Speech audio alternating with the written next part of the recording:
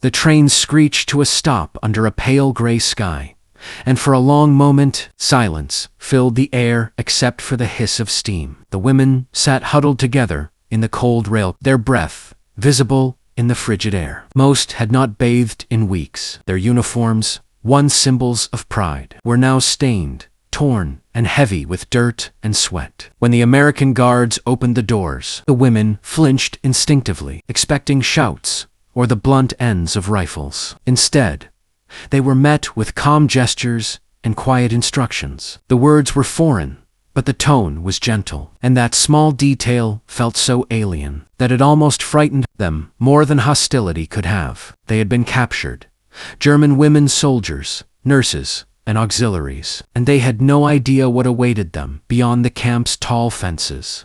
As they were led down a narrow path toward the compound, some tried to catch glimpses of the camp wasn't what they had imagined. There were no brutal guards barking orders, no cages or whipping posts, only rows of wooden barracks, a central square, and the faint smell of cooked food. It confused them. They had been told by their superiors that the Americans were ruthless, that capture meant humiliation or worse. Yet, here, the guards didn't even raise their voices. "Keep walking," one said, not angrily, but as if speaking to guests instead of prisoners. The women exchanged glances, their suspicion warring with exhaustion. Every step felt like a risk, a move toward the unknown. Once inside the camp, they were lined up near a large building with steam drifting out from open windows. An officer read out names from a clipboard, calling each woman forward. The words were strange, English mixed with rough attempts at German. One of the guards pointed toward the building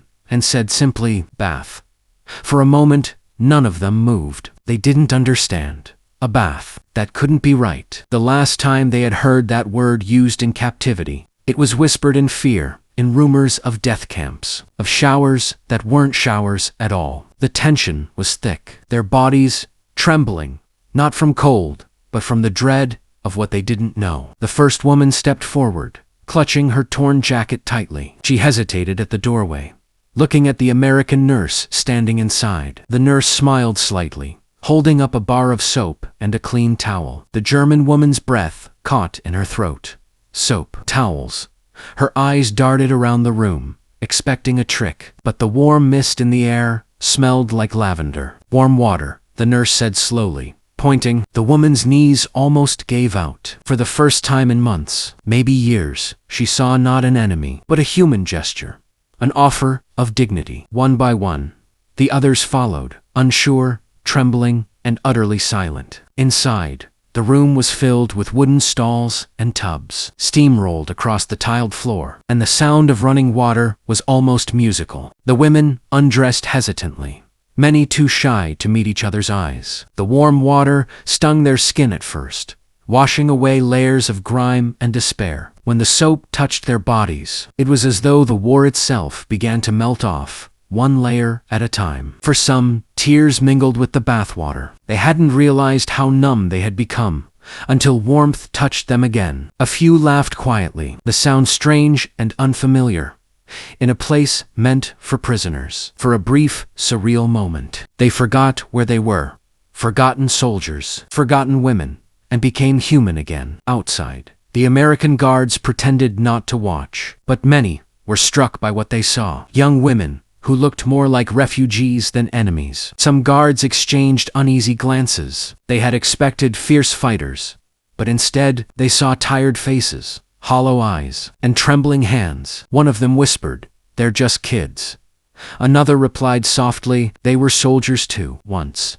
Humanity has a way of disarming even those who wear uniforms. After their baths, each woman was handed clean towels and a change of clothes. The garments were simple, plain cotton dresses issued by the camp, but to them, they felt like luxury. One of the older women, Elsa, held her towel against her face, inhaling deeply, as if she could store the scent forever. Another, Greta, laughed weakly and said, "I'd forgotten what clean smells like." The younger ones smiled shyly, touching their hair, their faces, rediscovering fragments of themselves that the war had buried. Some even looked into the small cracked mirrors and barely recognized the reflections. Staring back faces that once belonged to daughters, teachers, nurses, not prisoners of war. In the dining hall that evening, the women were served bowls of soup and bread. No one spoke for several minutes. The simple act of eating warm food in silence felt sacred. The Americans moved around quietly,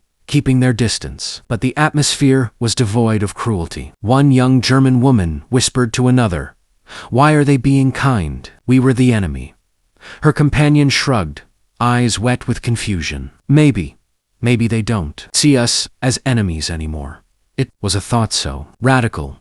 It bordered on unbelievable. Days turned into weeks, and life inside the camp settled into an unexpected rhythm. The women worked in the kitchen, tended to gardens, and even sang together in the evenings. The guards would sometimes pause outside to listen, pretending it was just part of their patrol, though many later admitted those songs were haunting. Soft voices singing in a language foreign yet beautiful, drifting through the night air. One evening, a storm cut the power, and a guard brought candles to the barracks. When he placed them down, one of the women thanked him in broken English. He smiled and nodded. In that moment, two soldiers from opposite sides of the world understood each other without words. Not all women trusted what they saw. Some believed it was a trick, that this kindness was temporary, that cruelty waited just around the corner. They had lived too long in a world where survival demanded suspicion. But as the days passed, they began to relax, bit by bit. When the American medics treated their wounds, when they provided blankets on cold nights, and when no one shouted or struck them, disbelief began to fade into quiet acceptance. One woman wrote in her secret diary, "I came here expecting punishment. Instead, I found kindness I did not think existed anymore." Among them was a young woman named Lot, who had been captured while serving as a field nurse. She carried with her a deep bitterness, convinced that mercy was a weakness. But one morning, she saw an American soldier help an injured German woman across the yard, carrying her gently as though she were made of glass. Something in Lot broke that day. Not her pride, but the wall she had built in sight. Later, she said to her brother, "Perhaps the war is ending, not when one side wins, but when someone decides to be kind." The American officers never treated the women like heroes, nor did they treat them like monsters. They were simply people, a radical concept, in a time when propaganda painted enemies as inhuman. The contrast between expectation and reality reshaped the German women's view of the world. One evening, as they stood outside watching the sunset, a young guard walked by and said quietly, "War ends, but people remain." The simplicity of that sentence stayed with them for years. By the time word came that some of them would be released, many cried, not out of joy, but out of sorrow. They had entered the camp as enemies, but they were leaving with gratitude. As they prepared to depart, the same American nurse, who had handed them soap on the first day, gave each woman a towel to take with her. "For the road," she said, smiling. The women clutched the towels as if they were medals. One of them whispered, "I will keep this forever, to remind me that even in war, kindness survived." Years later, when the war was over and the world began to heal, some of those women wrote letters back to the camp. They thanked their captors, the men and women who had given them back their dignity. One letter simply read, "You gave me warmth when the world was cold. I will never forget." That is how this story remains, a quiet, hidden chapter of World War II, buried under the louder stories of violence and victory. Yet,